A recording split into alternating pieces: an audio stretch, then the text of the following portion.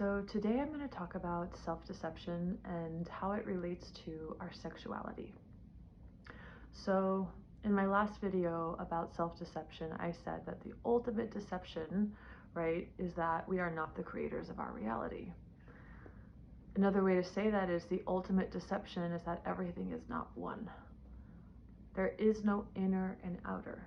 So when we look out into the world and we see things like sexual violence, pedophilia, sexual crimes that range in severity, right? And in some countries are even legal. The way that I operate is I always say, how am I doing that to myself? I'm not saying don't get involved and don't be an activist. Do that, right? If that calls you. But my primary inquiry is, how do I do this in my own life? How do I destroy my own innocence? How do I ignore my boundaries? How do I go along with things that feel fundamentally wrong to me, and particularly in the context of sexuality? So I feel so much passion for this subject because, for one, I see how intense denial is within human beings. Denial of the reality of the violence in the world and maybe what some of the things that we witnessed or have experienced in our own childhoods, and our unwillingness to see things as they are contributes to us creating the same thing over and over again. So I have compassion. I in my own journey, moving out of denial and self-deception, right? It's a hell of a ride because it's very seductive to choose to stay blind to things because it's comfortable. So we see all this going out in the outer world, and so we have to ask, how do we do this to ourselves? Well, I'm going to tell you some examples from my own life because that's the only way that I teach. It's the only way that I learn. It's the only thing that makes sense to me because I learn things by knowing for certain that they are true by trial and error. And I'm learning more and more to learn at more subtle stages than when I've behaved something and played it out and then looked back and said, oh, I should have done that. So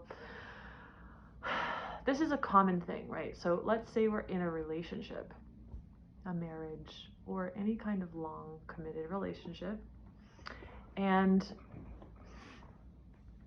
for whatever reason, right, you may feel a chronic lack of interest in having sex with your partner, or a chronic lack of chemistry, or a lack of the desire to initiate any kind of sexuality.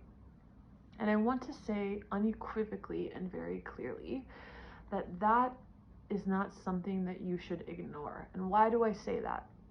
Well, people, and I can speak for women, right? I'm not as familiar with the experience of men in what I'm talking about, but a lot of women talk themselves out of this really strong feeling they have for all the conditioning reasons, right? Oh, men have needs.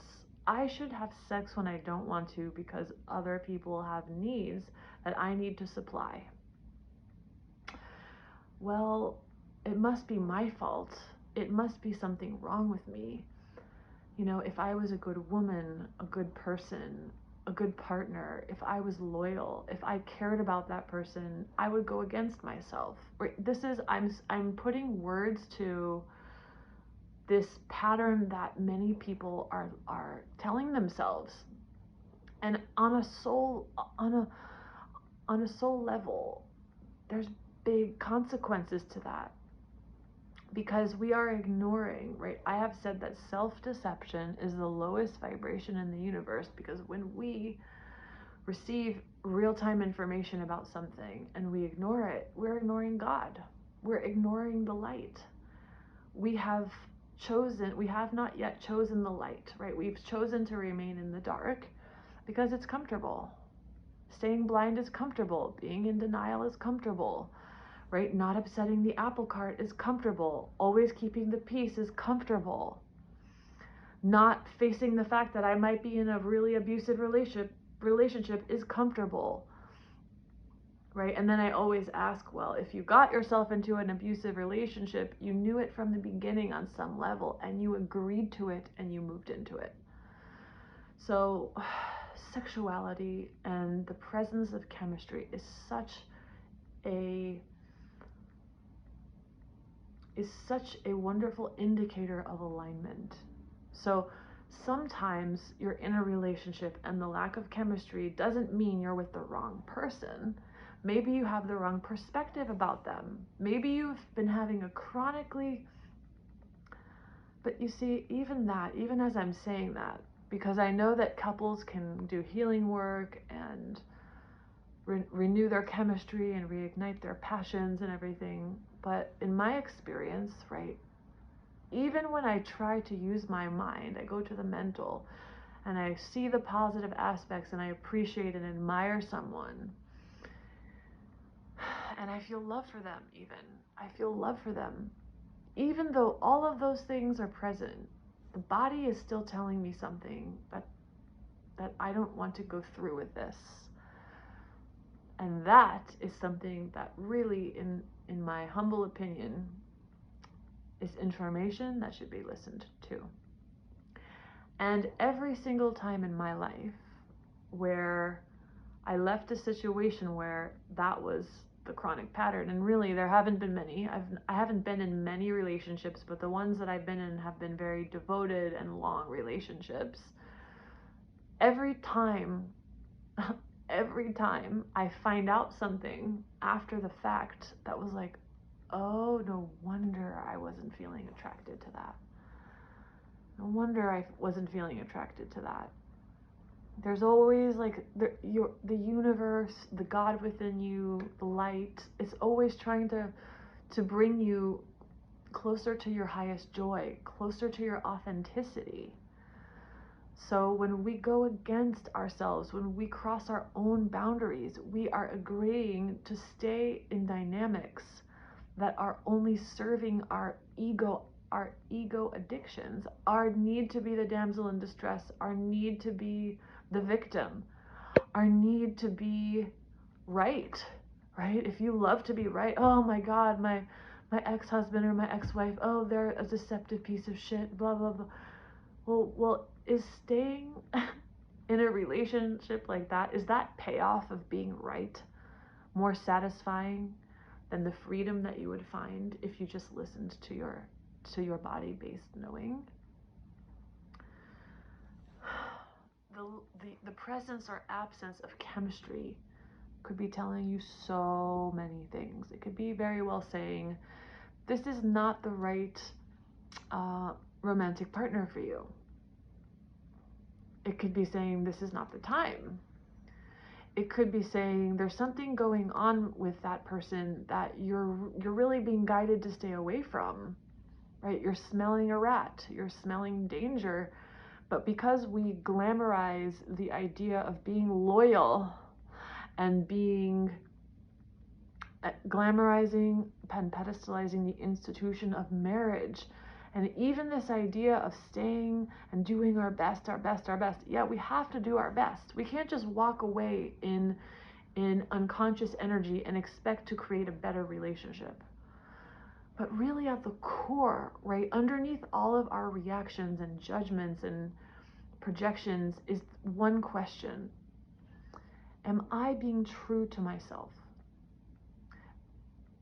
In my life, when I ended up in relationships where there was a lot of blame and really like a lot of difficulty resolving conflict and lack of chemistry, I knew from the beginning that it didn't feel right, but I entered into it for fear of being alone, or because of my age and I want to have children, or stress, fear, and so on and so on. And of course, from a higher level, like no mistake has ever been made. Nothing has ever gone wrong. like everything is always completely perfect. That's true. But that shouldn't absolve us from the task of being in the present moment, in our bodies, learning how to navigate our reality based on the feedback that we're getting. And I just see the presence of the trafficking of women and children and sexual crime and sexual violence is a direct out picturing of that we do it to ourselves. And every time you have sex with someone, whether it be your partner or your husband or your wife, and you don't want to, you are creating violence in the world. And I know that's a hard pill to swallow, but that's how it works. So I have to ask myself, what do I want to create in the world? Do I want to create at-one-ment with self? Because our true self, we feel whole. We feel free. If you are having sex from a place of anything less than I feel whole and free and I simply choose this because it's what I want, if there's anything else at play, if there's guilt at play, is there a mental construct at play, like I need to be a good partner, but the reality is that it doesn't feel natural, you're making important decisions from a place that we ultimately should no longer make decisions from, our mind, our conditioned emotions.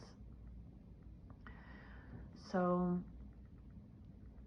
trust that feedback that you get when it comes to chemistry. When you are truly feeling whole and aligned within and being true to yourself and honoring your own boundaries and providing for yourself everything that you wish the world would have provided you. Love, respect, boundaries, self-acknowledgement, seeing yourself, recognizing your value. Right? That's another huge deception that I'll talk about in another video, that we have no value. When we give ourselves what we want from the world, where we land is that we feel free. There's this feeling of I'm free. I don't have to do anything I don't want to do. And people are afraid that if we live that way, that the world will become chaotic. What will actually happen is that every time we live from the truth, we set everybody free. The person I was in a relationship with that was doing things behind my back for 10 years, actually him following his truth brought me closer to my truth, which was that this is not the right partner for me. If he would have tried to restrain himself and pretend like our marriage was really what felt right to him, I may have never woken up. So his truth brought me closer to my truth. And now ideally, we shouldn't have to live out our truth in a deceptive way. So to be able to feel free and say like, well, to communicate with the person you're with, I don't feel a sexual attraction towards you. Boom, just by putting it out in the open, you've opened a whole new universe of possibility where things can be resolved, where maybe you amicably uncouple. Maybe just the fact that you've said something out loud and been honest creates chemistry. Like the truth is a wellspring of abundance. And of course, when I was in a deceptive relationship, it's because I was deceiving myself. I was staying in a blind state, choosing to not see, choosing to stay blind out of fear. And that kind of multi-generational fear as a female, right? I can't survive in the world alone. Being an intuitive, being a shaman, being an oracle, being a channel, living from a place of effortlessness and receiving, being delicate. Oh, I'll never survive if I don't choose something that ultimately doesn't feel quite natural to me. So I hope that this is helpful. It's important. It's important not to ignore this. It's a message coming through to you. Every part of you should be on board with something before you do it. That's what alignment is. Have a good day.